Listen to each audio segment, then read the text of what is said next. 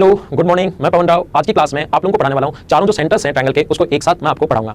यहाँ पर इसके बाद दो तीन कुछ इंपॉर्टेंट चीजें भी आप लोगों को बताने वाला हूँ। आज संडे का दिन है, सुबह से ही मैं वीडियोस बना रहा हूँ क्योंकि बाकी डेज मेरी क्लासेस होती हैं तो उसको हम लोग टाइम मिल नहीं पाता। तो आज हम लोग कंटिन्यू काफी सारे वीडियोस बनाने वाले हैं जो आपकी हेल्प करेंगे ज्योमेट्री को समझने में। तो देखो, क्योंकि कई बार ऐसा होता है क्लासेस में पढ़ाता हूँ, पहले चारों सेंटर्स में अलग अलग पढ़ाता हूँ और फिर उसके बाद सभी सेंटर्स को हम लोग करते हैं कि मिक्स जब होते हैं तो काफी सारे स्टूडेंट्स को प्रॉब्लम आती है 50 या 60% को। तो मैं ऐसा सोचता हूँ कि अगर आपने वो पढ़ा है चारों सेंटर्स, तो आपने अगर इस YouTube चैनल पर भी, अगर मेरे YouTube चैनल पर आप लोग पढ़ रहे हो तो आपको पता लगेगा कि हो सकता है आपको भी प्रॉब्लम है, मैं ऐसा मानकर चल रहा हूं। तो इन चारों सेंटर्स को हम लोग अलग अलग पढ़ने के बाद एक साथ पढ़ेंगे, इससे आपके काफी ज्यादा पॉइंट्स क्लियर होंगे। ध्यान देना। उसके बाद इसकी दो तीन चीजें मैं बहुत ज्यादा इंपॉर्टेंट चीजें बताऊंगा, जहां से क्वेश्चन कैसे पूछा गया है वो भी मैं आप लोगों को बताने वाला हूं। लेकिन एक चीज आप लोग ध्यान रखना कि यहां पर तीन पॉइंट्स थोड़े से कॉम्प्लिकेटेड हैं। Distance between incentre and circum centre होता है r² - 2 r × r का रूट। ये कैसे है वो चीज भी मैं समझाऊंगा और ऐसे कैसे कैसे क्वेश्चन पूछता है वो पॉइंट भी मैं आप लोगों को समझाने की कोशिश करूंगा। लेकिन ध्यान रखना, आप लोग सभी लोग ध्यान रखना कि इन चीजों का आप लोग दो बार थोड़ा सा कॉम्प्लिकेटेड है और मैं ऐसा मानकर चलता हूं कि ऐसी कोई भी चीज नहीं है जो मैं आपको नहीं समझा पाऊं। तो ऐसा नहीं है कि जो मैं आपके समझ में आ गया वो तो मैं आपको समझाते चलूं और थोड़ा सा अगर कोई चीज हार्ड उसको स्किप कर दूं। ऐसा पढ़ाने का तरीका नहीं होगा। जितनी चीजें कॉम्प्लिकेटेड होंगी मैं अपने आप में ये मानकर चलता हूं कि इस धरती की कितनी भी कोई भी चीज कितनी भी डिफिकल्ट हो, कितनी भी टफ हो, मैं आपको वो चीज समझा सकता हूं। तो ये सारी चीजें मैं समझाऊंगा। हो सकता है एक बार में थोड़ी कम समझ में आए तो क्लास में उसको दूसरी बार, तीसरी बार, 2 या 3 बार तक बता देता हूं। आप लोगों के यहाँ पर टाइम इंपॉर्टेंट है क्योंकि वीडियोस बन रहे हैं। तो आप लोग करना क्या, उस चीज को 2 बार 3 बार खुद ही रिवाइज करके देख लेना और वो पॉइंट अगर आपके समझ में आ गया तो ज्योमेट्री में आपकी काफी सारी चीजें क्लियर होंगी। उसके बाद आप लोगों को लगेगा कि हाँ, मैं ज्योमेट्री का कोई भी क्वेश्चन आ जाए उसको मैं सोल्व कर सकता हूं। तो ध्यान रखना, पहले चारों सेंटर्स को एक साथ पढ़ाता हूं। चारों सेंटर्स एक साथ पढ़ने के बाद फिर मैं ये चीजें जो दो तीन छोटी छोटी चीजें हैं जो इंपॉर्टेंट हैं, थोड़ी कॉम्प्लिकेटेड हैं, उनको मैं आपको पढ़ाने की कोशिश करूंगा। तो ध्यान दीजिए बोर्ड पर। इसको मैं एक बार हटा रहा हूं, अभी मैं आप लोगों को समझाता हूं। पहले आप लोग इधर ध्यान दीजिए बोर्ड पर। यहां पर इन सेंटर जो अपने पास कोई भी ट्रायंगल है ए, बी और सी, एक ट्रायंगल है ए बी सी, इस एंगल का बाइसेक्टर, एंगल को बाइसेक्ट कर रहा है, एंगल को बाइसेक्ट करने वाली लाइन, एंगल को बाइसेक्ट करने वाली लाइन और एंगल को बाइसेक्ट करने वाली लाइन जहां पर मिलती है उसको बोलते हैं हम लोग इन सेंटर या अंत के अंदर। सेंट्रोइड के बारे में आप लोगों को पता होगा कि यहां से इस वर्टेक्स से सामने वाली साइड के मिड पॉइंट को मिलाने वाली लाइन, मध्य बिंदु को मिलाने वाली लाइन मीडियन, मिड पॉइंट को मिलाने वाली लाइन मीडियन और मिड पॉइंट को मिलाने वाली लाइन मीडियन, ये तीनों जहां पर इंटरसेक्ट करती हैं उसको बोलते हैं हम लोग ग्रेविटी सेंटर या गुरुत्व केंद्र। ऐसा मैं आप लोगों को समझा चुका हूं। ये देखो चारों सेंटर्स एक साथ पढ़ा रहा हूं और मेरे वीडियोस, ये वीडियो देखने से पहले पिछले वीडियो देखिए जिससे आपका पॉइंट क्लियर होगा। कभी भी वीडियो देखो बीच से नहीं देखना, कंफ्यूज हो जाओगे। अगर आपको पर्टिकुलर सारी चीजें बेसिक अगर क्लियर करना है, ये चैनल में बना रहा हूं आपका बेसिक क्लियर करने के लिए, तो आप लोग 1 नंबर से शुरुआत कीजिए और धीरे धीरे आगे बढ़िए, सब कुछ समझ में आ जाएगा। ऐसा कुछ हो नहीं सकता कि मैं आपको पढ़ाऊं और आपके समझ में नहीं आए, लेकिन वीडियो 1 नंबर से आप लोग देखना। ऐसा मेरा तरीका नहीं है कि एक ये चीज बता दी, इस पर बेस्ट क्वेश्चन 2 करवा दिए, फिर मैं पढ़ा दूं, फिर 2-3 क्वेश्चन करवा दूं। उससे आपके यहां तो आपको समझ में आएगा क्योंकि पॉइंट पढ़ाया है और उसके बाद क्वेश्चंस कर लिए। हम लोग क्या करेंगे, पहले कंप्लीट थ्योरी पढ़ेंगे और उसके बाद उन पर बेस्ड क्वेश्चंस करेंगे और क्वेश्चंस करवाते टाइम में थ्योरी याद करवाते चलूंगा कि ऐसा मैंने बताया था, ऐसा मैंने बताया था। उससे आपके ज्यादा पॉइंट्स क्लियर होंगे और बेसिक भी क्लियर होंगे। यहां थ्योरी मैंने पढ़ाई, आप लोग खुद पढ़िए, फिर से खुद पढ़िए। 3 बार पढ़ने के बाद जब क्वेश्चंस करेंगे उसमें भी मैं रिपीट करवाते चलूंगा थ्योरी को, तो आपको आसानी से वो याद हो जाएगी खुद ही।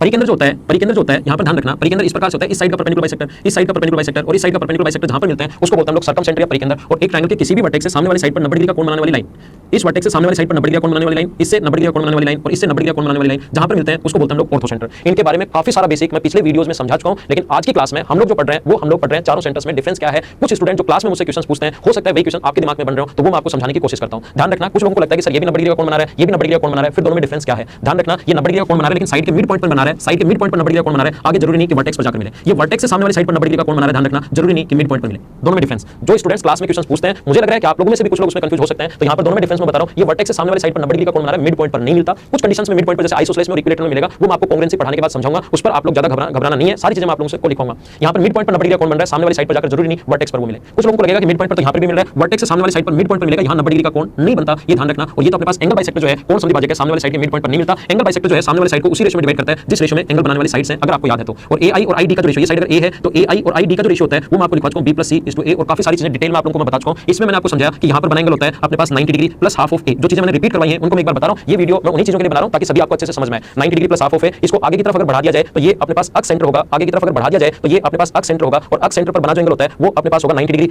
- हाफ ऑफ एंगल a।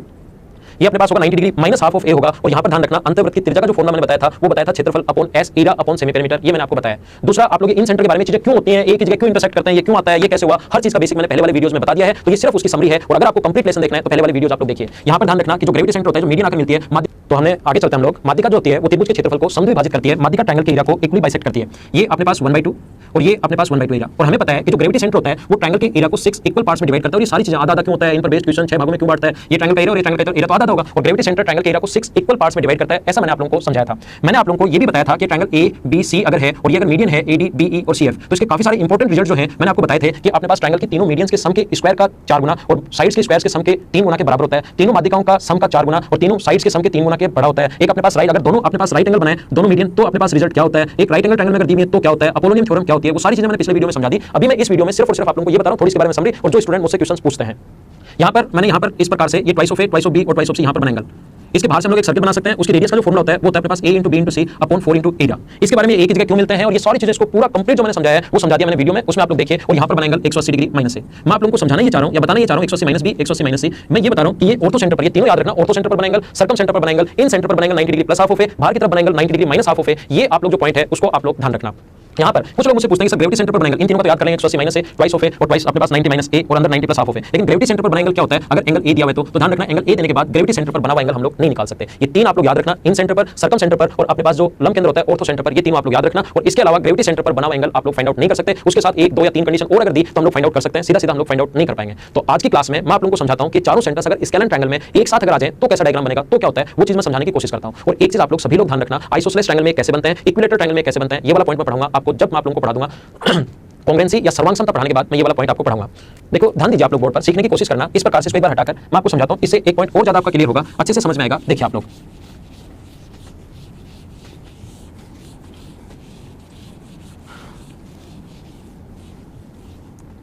और कोशिश करना आप लोग समझने की, सभी लोग इंपॉर्टेंट है, अच्छा पॉइंट है, सभी लोग कोशिश करना समझने की। ये एक ट्रायंगल अपने पास ए बी और सी, थोड़ा बड़ा ट्रायंगल बना रहा हूं ताकि आपको थोड़ा सा सही और ज्यादा समझ में आए। एक ट्रायंगल अपने पास ए बी और सी, इस वर्टेक्स से सामने वाली साइड पर 90 डिग्री का कोण बनाने वाली लाइन एल्टीट्यूड है, इस वर्टेक्स से सामने वाली साइड पर 90 डिग्री का कोण बनाने वाली लाइन एल्टीट्यूड है, और ट्रायंगल के इस वर्टेक्स से सामने वाली साइड पर 90 डिग्री का कोण बनाने वाली लाइन एल्टीट्यूड है। और एक ट्रायंगल के तीनों एल्टीट्यूड्स जिस पॉइंट पर इंटरसेक्ट करते हैं उसको बोलते हैं हम लोग ऑर्थो सेंटर यानी कि लंब केंद्र। इस वर्टेक्स से इस वर्टेक्स का मिड पॉइंट यहां से एंगल को बाइसेक्ट करने वाली लाइन, इस एंगल को बाइसेक्ट करने वाली लाइन, एंगल को टू इक्वल पार्ट्स में डिवाइड करने वाली जो लाइन होगी उसको बोलेंगे हम लोग एंगल बाइसेक्टर। और एक ट्रायंगल के तीनों एंगल बाइसेक्टर जिस पॉइंट पर इंटरसेक्ट करते हैं उसको बोलते हैं हम लोग इन सेंटर। इस एंगल को भी बाइसेक्ट करने वाली लाइन इन सेंटर। डायग्राम थोड़ा सा कॉम्प्लिकेटेड हो जाएगा, इसलिए मैं तीसरा यहां पर नहीं लेकर तीसरा एल्टीट्यूड और भी नहीं ले रहा हूं मैं, और तीसरा एंगल बाइसेक्टर भी मैं नहीं ले रहा हूं, सिर्फ दो से ही आप लोगों के लिए बना रहा हूं ताकि आपको थोड़ा सा ज्यादा समझ में आए और डायग्राम सही दिखाई दे। एक चीज ध्यान रखना, ब्लू से हम लोगों ने एंगल बाइसेक्टर दिखाया है और ये है अपने पास साइड परपेंडिकुलर बाइसेक्टर, जो साइड को बाइसेक्ट तो करे और साथ उस पर परपेंडिकुलर हो। साइड परपेंडिकुलर बाइसेक्टर जो साइड को बाइसेक्ट तो करे परपेंडिकुलर, ये इस साइड का परपेंडिकुलर बाइसेक्टर है और ये इस साइड का परपेंडिकुलर बाइसेक्टर जहां पर मिलेंगे उसको बोलते हैं हम लोग सर्कम सेंटर या परिकेंद्र। और अपने पास इस प्रकार से इस वर्टेक्स से सामने वाली साइड के मिड पॉइंट को मिलाने वाली लाइन, इस वर्टेक्स से सामने वाली साइड के मिड पॉइंट को मिलाने वाली लाइन और इस वर्टेक्स से सामने वाली साइड के मिड पॉइंट को मिलाने वाली लाइन। आप लोगों को याद होगा कि जो अपने पास सर्कम सेंटर होता है वो मिड पॉइंट पर अपने पास परपेंडिकुलर होता है। सर्कम सेंटर जो बनते हैं अपने पास साइड परपेंडिकुलर बाइसेक्टर से मिलकर बनते हैं और साइड परपेंडिकुलर बाइसेक्टर जो अपने पास है वो हमेशा हमेशा साइड को बाइसेक्ट भी करेंगे प्लस उस पर परपेंडिकुलर भी होंगे, ये आप लोगों को पता होगा।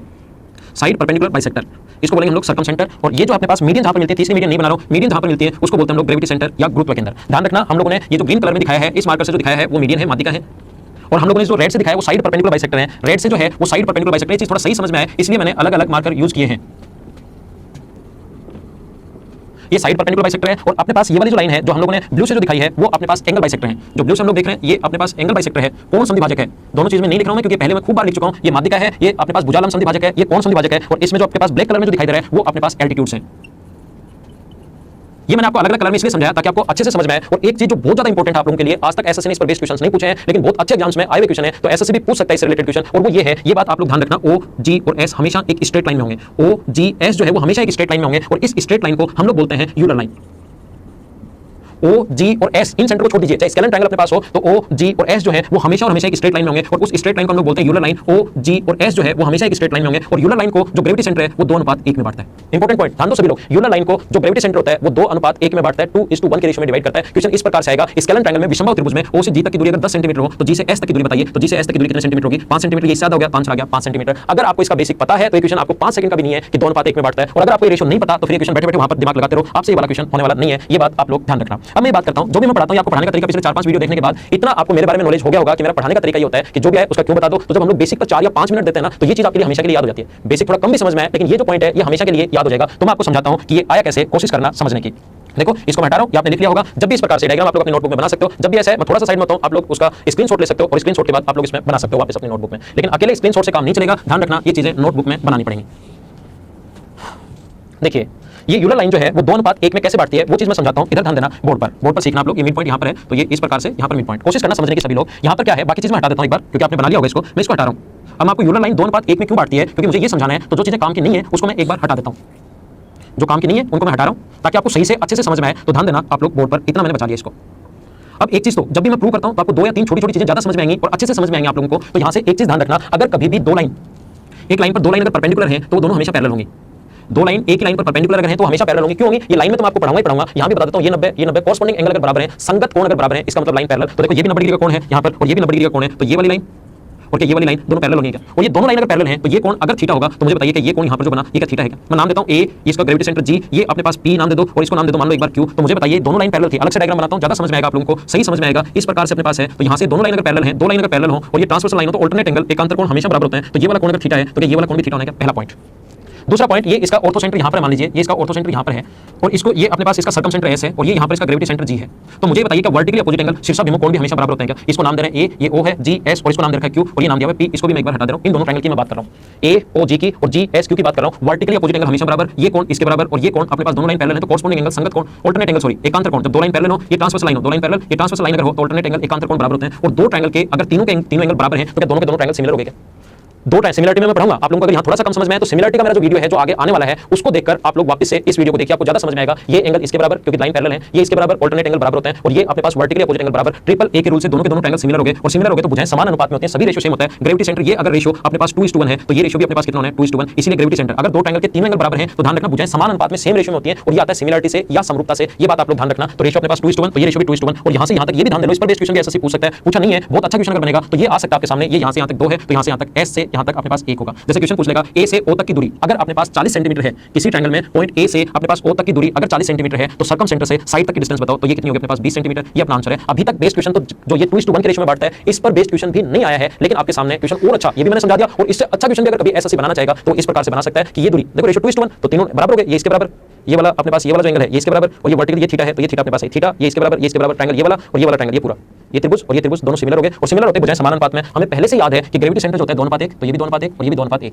अच्छा क्वेश्चन यहाँ से भी एसएससी ने तो नहीं पूछा लेकिन पूछ सकता है और भी अच्छा बनाना चाहे तो ए से 2 इसकी दूरी अगर 2 है तो ये 1 होगा, ये 20 देकर ये पूछ सकता है, 40 देकर ये पूछ सकता है। तो बाकी अगला पॉइंट एक और मैं आपको समझाता हूँ और वो थोड़ा सा कॉम्प्लिकेटेड है। अगर आपके समझ में नहीं आए तो लास्ट रिजल्ट तो याद रखना ही रखना है, लेकिन उसको 2 बार 3 बार देखिए क्योंकि उसमें सर्कल भी काम में आएगा और ये सिमिलरिटी भी काम में आएंगी। यहाँ पर इस वीडियो में भी मैं उसको 2 बार तो आप लोगों को समझाऊंगा, लेकिन फिर भी अगर थोड़ा आपको लगे कि थोड़ा सा कम समझ में आए तो वीडियो को 1-2 बार आप लोग फिर से देखिए। तो ध्यान दो, समझाने की कोशिश करता हूँ। ये तो समझ पाए क्या? हाँ ना कुछ तो बोलो मेरे भाई। जहां बैठे हो, जहां पढ़ रहे हो, घर पर हो, बाहर हो, कहीं भी देख रहे हो तो इसका हर क्यों का जवाब आप लोगों को मिलता जा रहा है। लेकिन जब मैं आपसे पूछूं कि समझ में आ रहा है या नहीं आ रहा है तो आप लोगों से भी मैं ये उम्मीद करता हूं कि जहां पर आप लोग बैठे हैं वो रिजल्ट आप लोग मुझे बताएं कि हाँ सर समझ में आ रहा है, हाँ या ना। आप लोगों को साथ साथ बोलते चलना है और कोशिश करना समझने की। इस प्रकार से अपने पास एक ट्रायंगल है ए बी और सी, बहुत अच्छा रिजल्ट है इसका, वो तो याद रखना ही है। आया कैसे वो चीज़ अगर याद रखोगे तो आपको मजे आएंगे आज की क्लास में पढ़ने में। ये वीडियो देखने में आपको लगेगा कि हाँ मेरा जो टाइम मैंने लगाया इसमें मैंने कुछ नया सीखा। इसका अपने पास एक तो मान लीजिए ये इन सेंटर है और एक मान लीजिए सर्कम सेंटर है और इन दोनों के बीच की डिस्टेंस है डी। मैं आपको बता रहा हूं distance between incentre and circumcentre निकालना।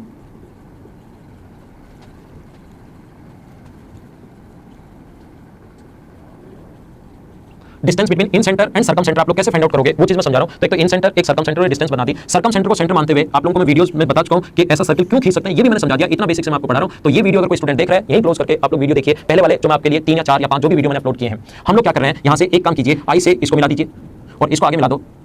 ये जरूरी सी पर जाकर मिल भी सकता है, नहीं भी मिल सकता है, इसको आगे बढ़ाएं। आई से डी को दोनों तरफ बढ़ाएं, ये वाला मान लीजिए एक्स है और ये वाला मान लीजिए वाई है। ए से आई को भी मिलाकर बढ़ा दो, ए से आई को मिला दो और आगे की तरफ बढ़ा दीजिए। ये मान लीजिए एम है और जब मैं सर्किल आप लोगों को समझाऊंगा उस टाइम मैं आप लोगों को बताऊंगा कि अगर दो कोण सर्किल के अंदर इंटरसेक्ट करें ऐसा क्यों होता है, ये चीज भी मैं आप लोगों को समझाऊंगा। लेकिन ध्यान रखना 2 कोण सर्किल के अंदर अगर इंटरसेक्ट करें तो पीए इंटू पीबी बराबर होता है पीसी इंटू पीडी के। पीए इंटू पीबी बराबर होगा पीसी इंटू पीडी के। 2 कोण सर्किल के अंदर अगर कभी भी इंटरसेक्ट करें ऐसा होता क्यों है, ये चीज तो मैं आप लोगों को समझाऊंगा ही समझाऊंगा। लेकिन अभी जो आगे के पॉइंट है मैंने कहा कि ज्योमेट्री कंप्लीट अपने पास एक लेसन है, ऐसा नहीं कि ट्रायंगल के लिए कंप्लीट एक लेसन है। आगे की चीजों को प्रूव करने के लिए आएंगी वो एक बार मैं यहाँ पर समझा दूंगा, जो यहाँ पर आपको याद करना है। जब ये पॉइंट खुद आएगा उस टाइम आपको समझा दूंगा कि रिजल्ट कैसे आया, कंक्लूजन कैसे आया, उस टाइम हम लोग बात कर लेंगे। तो मुझे ये बताइए आप लोग distance between incentre and circum centre heading आपने डाल लिया होगा, लिख लिया होगा आपने। तो आप एक काम कीजिए, यहाँ से यहाँ तक ये सर्किल की 2 कोर्स ए से आई से एम, अक्स से आई और आई से वाई, अगर ये यहाँ पर इंटरसेक्ट कर रही हैं 2 कोर्स सर्किल की तो क्या हम लोग लिख सकते हैं अक्स आई इंटू आई वाई बराबर A I into I am. इसको मैं हटा रहा हूँ क्योंकि थोड़ा सा बड़ा मुझे समझाना है, तो ये आपने लिख लिया होगा distance between incentre and circum centre. तो कोशिश करो समझने की। यहां से हम लोग क्या लिख सकते हैं, कोशिश कीजिए। हम लोग यहां से लिख सकते हैं ए आई इंटू आई एम, हम लोग लिख सकते हैं ए आई इंटू आई एम, ए से आई तक इंटू आई एम बराबर एक्स आई इंटू आई वाई। और सारे लोग देखकर मुझे बताओ क्या सर्कम सेंटर, अगर सर्कम सेंटर है तो सर्कम सेंटर से सर्कमफ्रेंस तक की डिस्टेंस को क्या हम लोग कैपिटल आर बोलते हैं? क्या सर्कम सेंटर से सर्कमफ्रेंस तक की डिस्टेंस को हम लोग कैपिटल आर बोलते हैं? तो ये यहां से यहां तक अगर कैपिटल आर है, इधर वाला भी कैपिटल आर है, तो मुझे बताओ ये अगर कैपिटल आर है तो अक्स से आई तक क्या कैपिटल आर माइनस डी होगा क्या क्वेश्चन? क्योंकि थोड़ा और कॉम्प्लिकेटेड हो जाएगा, डायग्राम आपको समझ में नहीं आएगा, इसलिए अपने पास सर्कम सर्कल की जो रेडियस है परिवर्तित त्रिज्या और सर्कम सेंटर से सर्कमफ्रेंस तक की डिस्टेंस कैपिटल आर अगर है तो अक्स से आई तक को हम लोग लिख सकते हैं आर माइनस डी। हाँ ना बताओ लिख सकते हो क्या? अक्स से आई तक को ये टोटल आर है, यहां तक अक्स माइनस आई, ये आर है और ये डी है, तो वाई से वाई तक को लिख सकते हैं हम लोग आर प्लस डी। और ये बात आप लोग समझ लेना। देखो अभी ध्यान दीजिए, ये कोण अगर थीटा है, ध्यान देना, ये कोण थीटा है तो ये कोण भी अपने पास थीटा होगा। क्यों?